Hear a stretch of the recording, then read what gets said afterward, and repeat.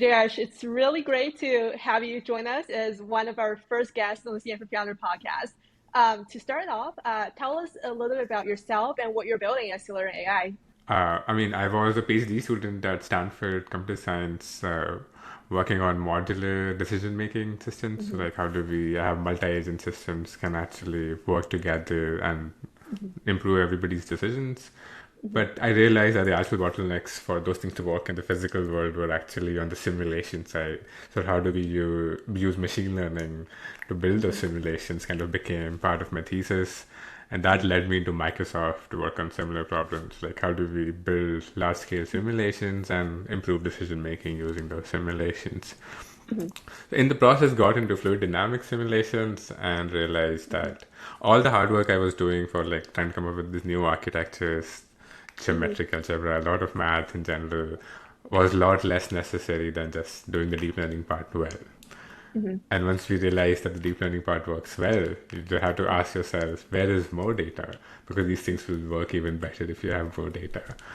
And that's kind of how I got into the weather and climate space, basically. We kind of saw that mm-hmm, deep learning has great potential and would work very well if you applied the same principles that has been working in every other data modality.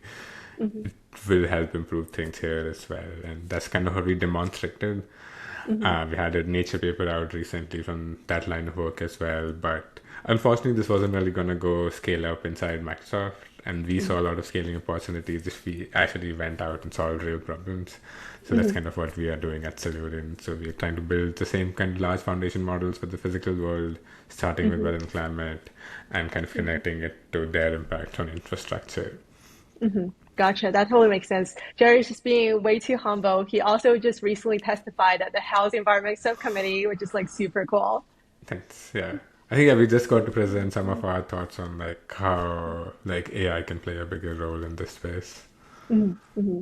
Yeah, I'm curious. You mentioned that, so you come from a research background. Can you elaborate more on like what kind of motivated you to take the leap to become a founder and kind of like walk us through that kind of journey from research to becoming a startup founder? How's that different and what have you learned along the way? Startups are in some ways a very standard path coming from Stanford, and I kind of see like some of the discussion that you were mentioning before this conversation as well.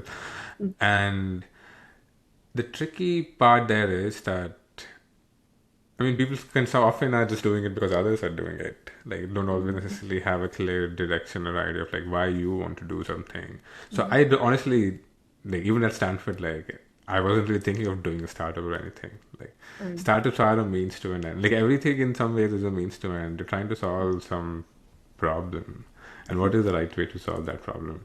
So when I was graduating from Stanford, it was kind of clear that I want to work in deep learning space, and these things work better at scale. So you have to join a big tech in some ways to really be able to explore that Mm-hmm. properly. And that became very clear to everybody else as well. So Mm-hmm. these things kind of became, I kind of blew out of the big tech as well and kind of became a lot more relevant to do it to solve real problems. And now, if you want to solve real problems in a very different space than the standard language model kind of space where most big tech actually operates in, you kind of have to kind of talk to the real customers, and startups are like the right way to focus yourself on like doing that properly. And that's kind of how the decision became fairly obvious that this is the only way I can work on this problem. I would also generally say for everybody as well, like startups are hard overall. Mm-hmm. Like it looks very cool. It has become too cool, honestly. It's not really cool. You have like in some ways there's like always a thread running in your head. In some ways you never really have a downtime. So you should be doing things that you really want to do, and not necessarily just what the market wants you to do. Yeah, that's super interesting that you mentioned. There's this thing where a lot of people at Stanford start companies because it seems like other people are doing it, and also recently, as you've seen on the internet, that there has been a lot of discussions, and some people are saying Stanford students they go on to raise funding and become a founder because that's their only option, or they're following other people's footsteps, and some other people say that they raise funding because Stanford makes great founders and because they operate on a very high caliber. What are your thoughts on that? I mean, I think from a caliber perspective, I mean, obviously Stanford is great. There are great people there, but great people are like in a lot of places. Mhm. Like a lot of good founders in MIT as well. In general, I don't think that is itself a. I mean, I don't think that there's a talent issue like that. And Berkeley is like not very far. Also has great founders, but. I would say there's definitely a good part of it is as well. Like in a lot of places, people would not even think of startups as a thing to think about right after graduating. In a lot of places, I mean, in general, like right after, especially right out of undergrad and everything else, a lot of it is people are doing things that people have been doing until Mhm. some time. So in some places it's often hedge funds. Sometimes in some places it's always big tech. So it kind of goes in cycles. There is an element of fashion there as well. So I Mhm. wouldn't say like Stanford people don't have other opportunities. It's just like there is definitely. I mean, the Silicon Valley is right there, so you are in some ways way more familiar with that path than you would be anywhere else. So you Mhm. kind of can sometimes make the call of like, Mhm. this is the right path for what you want to do. Mhm. But there's obviously the element of like, therefore there are a lot more people doing it, and therefore there's a lot more information, but there's also therefore a lot more peer pressure. Mhm. Yeah. So at the end of the day, do you think being a Stanford founder has helped you along this journey, or is there any resources during your time at Stanford that really shaped your path? Oh, oh. I mean, I don't have a counterfactual to like really, really compare against. Like, Right. especially for me personally, like I don't have a counterfactual here. It definitely has been helpful. Like, obviously, you know exactly people who have been at like different milestones of a co-founder journey in general as well. So you kind of know I can talk to a lot more people and whatever, and you kind of know them from school, so they kind of have a lot more context and then just coming in for advice for a particular moment of time. So from that perspective, it's definitely been very good. But but also as I said, like while at Stanford, like as it's obviously in the air, talk to a lot of founders and everything else, but that's not how I was like focused on. Like I was trying to do different things. I was a researcher, so it wasn't like I was focused on like entrepreneurship as a particular pathway in itself. So I wouldn't really claim that I was trying to like, for example, take some business school classes or anything while at Stanford. So it's more on me than Stanford, because that was Mhm. not how I was like pursuing what I wanted to pursue. Mhm. But in general, it has been quite good. Yeah, there are a lot of interesting people that you get to meet just because they have been Mhm. at Stanford earlier as well, and yeah, Mhm. common connections help in Yeah. talking, reaching out on LinkedIn. A lot of things that you have to do as Yeah. a startup founder as Yeah. well. Yeah. Makes sense. And to switch gears a little bit, in your startup journey, what do you think has been surprisingly easy, and what's been like surprisingly hard? And we'd love to like hear stories, examples, if you don't mind sharing. Yeah, I mean, as I said, like I wouldn't like in general, startups are hard. Yeah. Like I Mhm. don't think surprisingly. I mean, there's some technical parts which have been surprisingly easy. Mhm. But that's, I mean, thanks to all the open source and cloud infrastructure that exists in this space now, that some things have become surprisingly easy. And yeah, thanks to all the LLM providers improving the coding models, allows you to work with a much smaller team much better. Uh, but what else has been surprisingly easy? I think overall, like, yeah, people do want to help. So it hasn't been that Mhm. hard talking to people and everything else. Mhm. So those parts actually have been good and easy. What has been hard in general is, I mean, yeah, startups obviously are about moving quickly, Uh-huh. but it also like what is quick is like very context dependent in the landscape that you are in. The AI Mhm. world moves very quickly, things move very Mhm. fast, and you coming from AI world have a certain expectations about the world. Mhm. uh, but infrastructure world moves a lot more slowly. Mhm. Yeah. So you kind of are navigating a lot of those aspects of like how big company bureaucracies work from the outside. You think Mhm. things are bad in big tech, but things are even more complicated outside big tech. Mhm. Mhm. So there are a lot of the things that like it is. I mean, figuring out like what works, what doesn't work, Mhm. who is the right person to convince in a particular org, that is actually hard, especially when it comes to enterprise sales and coming from the outside in different ways. So those aspects have been like trickier than we Yeah, yeah. assumed. Like having a good system would automatically sell itself is not necessarily how it works. That totally makes sense. And I think what is, I guess, most fascinating about Silurian to me is how you guys kind of landed on this idea. Because as you said, a lot of people land on the idea because the market says this is the right way to do things or there's opportunity here. But you guys take a very data-driven and very tech-driven approach to find a problem to solve and be like, okay, we have a piece of technology. How can we find more data sets to solve real-world practical problems and eventually start building a business around it? I think that's really different from a lot of how other people think about starting companies. No, I would not fully claim it like that. Okay. Like, I would say this: we everybody's aware. Like, there are big problems in the weather and climate space, and honestly, these have been the problems that built civilization. Yeah. Basically, we built civilization in some ways to mitigate some of the impacts of environment on our lives. Like, if you think about all the scriptures, all the stories, it's like big floods and all those things in some ways or the other.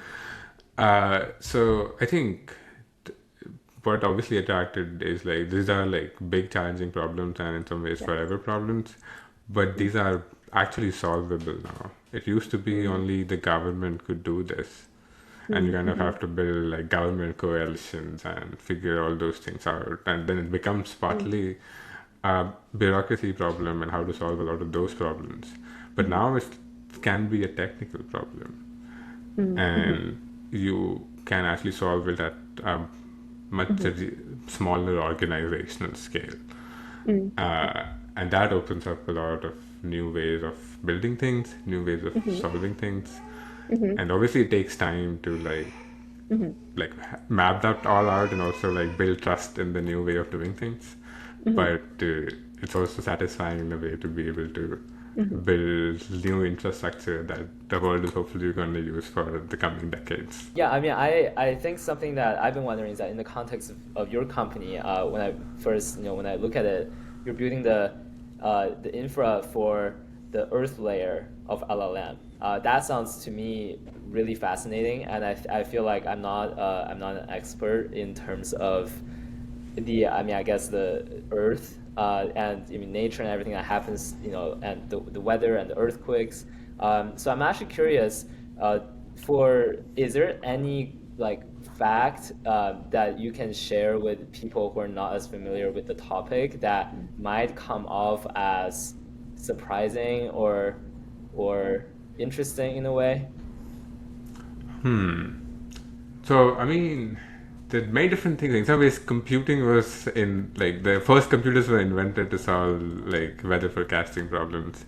And being good at weather forecasting actually has been surprisingly important in all the wars America has won.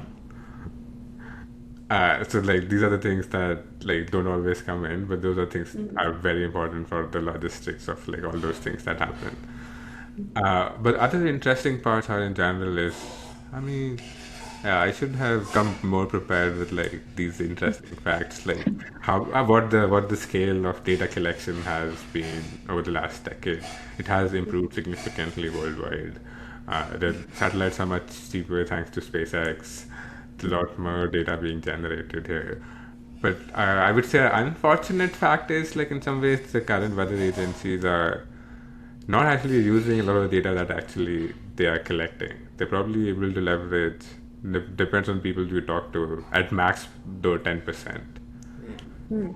They're not even able to use more than 10% of the data that they are publicly collecting in the current models that they're running on supercomputers. So there is a significant gap there already. Like how much information is being observed about the world is actually not leveraged in the models for forecasting and understanding. And we kind of those things that we want to solve. So that's kind of like these new technologies actually allow you to do and like integrate many different diverse sources of data together into the same model and don't have the same limitations of how the data should be shaped for it to be useful. Makes sense. I guess like one question from my end that coming out of what you just said, for like traditional industries that use weather forecast, do you feel like the current AI wave is opening up the converse? I guess like themselves being more open to trying out new technologies and bringing innovation into their organizations. Do you feel like that's the major trend that we are seeing that's pushing even traditional and legacy industries to explore new solutions and be less like bureaucratic, as you said, or there are other trends that are pushing forward this wave? I think, I mean, given, at least from like my biased perspective, Mm-hmm. given a lot of our customers are on the energy side of things, there's definitely back and forth happening because of AI itself. Like AI is causing a big demand in energy and therefore big investment in the energy sector. And we all want clean energy and everything else. So energy sector has been and becoming even more coupled with weather from all different dimensions. And from that perspective, there's definitely a lot more interest. But it's also like in general, like especially when you're talking. I mean, this is in general with respect to customers as well. Most customers don't really care about whether it's AI or a human or anything. Like they have a unique problem where they want a solution. Can your technology deliver that? And if it can, then it's good. And like, how would you validate that it can? And as long as those things are true, then yeah, don't you don't even have to like say AI at all. But yeah, it all depends on the context. Like a lot of the leadership was definitely aware of like how AI is impacting a lot of different things, and that's the route that has been like most successful for us in general as well. Is like convincing the right folks and these organizations that what is possible now, and if that is true, then how can they actually leverage all the data that they collect for better ends and be able to solve problems that has been challenging them for decades. That definitely makes sense. I guess like last question from my end, asking on behalf of a lot of like research founders, how long did it take for you to kind of eventually land and settle on this idea? Like, how long did it take to do like initial kind of customer interviews, understanding the problem space, and eventually land on this particular kind of problem that you think has big impact? Oh, I mean, that is in some ways always a work in progress, especially at such early Mm, stages. Like, you are trying to run experiments, and you're obviously trying to talk to a lot of people as well, trying to build some things to be able to talk with more context than just generally, because you also want to build certain things from a certain perspective. mm, So from that end, I would say, I mean, in some ways we're still figuring it out. But in some uh, ways, I would say it definitely took almost like 9 months. The different experiments we had, and some of them failed, some of them we're still assessing what does that exactly mean. But there's obviously a lot of like customer conversations mm, kind of have to be like understood in a holistic manner, because every customer sometimes has some particular things to say, yeah. but that has to be generalized with like a lot of other context that you build when you talk to everybody else Mhm, in the ecosystem. mhm, I mean, it's always a work in progress as a company. I don't think it ever ends. Like mhm, if you are like decades into something, like there are always fractal mhm, details to everything. mhm. Makes sense. And what advice would you give like a current Stanford student, whether it's undergrad, master's, or PhD, debating between starting a company, joining big tech, or something else entirely different? Yeah, I don't think that should be the debate. Like, it should Okay. be more about like what are you trying to do? Mhm, Like, I don't think I mean, we are in some ways in a very interesting time period. There's so much stuff that, uh, I mean, at least from a software perspective or like virtual world perspective, like the machine learning systems are capable of doing now. So in some ways, you kind of have to figure out like your own desires. What do you want to happen in the world? mhm, And then you can decide like what is the way to get that to happen. And some of it is like sometimes just figuring out. It doesn't. I mean, I would not say that you should have the answer right out of undergrad either. Sometimes the answer is like, oh, I need to explore more to figure out like what exactly does that, like what exactly do I want to want mhm, to do or what to happen. And then it's again a choice of like what will help me figure out in particular. Maybe for a particular person, the answer is going to be the startup world because it again forces you to interact with the world in a particular way. But for somebody else, it might be actually improving their skills working in a large big tech organization to understand how to work in a large organization and like solve a bigger problem. And it could be like completely different things as well. Like somebody might just be traveling the world and meeting a lot of people to really understand how the world works and what it's very context dependent. But I would not frame the question like that. Like the question should be framed in the sense like what do you want to do, and how you do it is like depends on what you want to do. Yeah, that's a very philosophical approach. I feel like obviously everyone have their own, I guess, the hopes and dreams and what brings them fulfillment and happiness. I guess for you, what was that phase for you? Like what has kind of driven you to be in the place today? Or was there ever like a phase of time that's been especially intellectual, invigorating, that brought you to where you are? Yeah, I mean, I think both like the Stanford time period and the Microsoft time period, except towards the end, was incredibly fulfilling. Like especially Stanford, you got a lot of time to like explore many things that don't work. Like that's part of the job as a PhD student. You're trying to figure out new things, and a lot of the experiments, a lot of things that you're trying to do don't really work out. And having the mentorship and everything else, like from my advisor Michael Cockendeffer, was like fantastic experience. Like I don't regret my PhD life as like a lot of people often do as well. Like it's very interesting. But at Microsoft, like it was like one of the best collaborations that I have with respect to research, and was actually able to push myself and a lot of the things that we were able to do engineering wise significantly.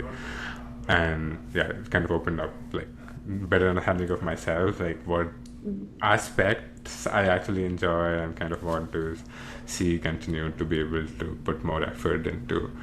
And yeah, then you kind of saw the opportunity that this is a problem space that you really like Yeah. and you Yeah. want to actually solve.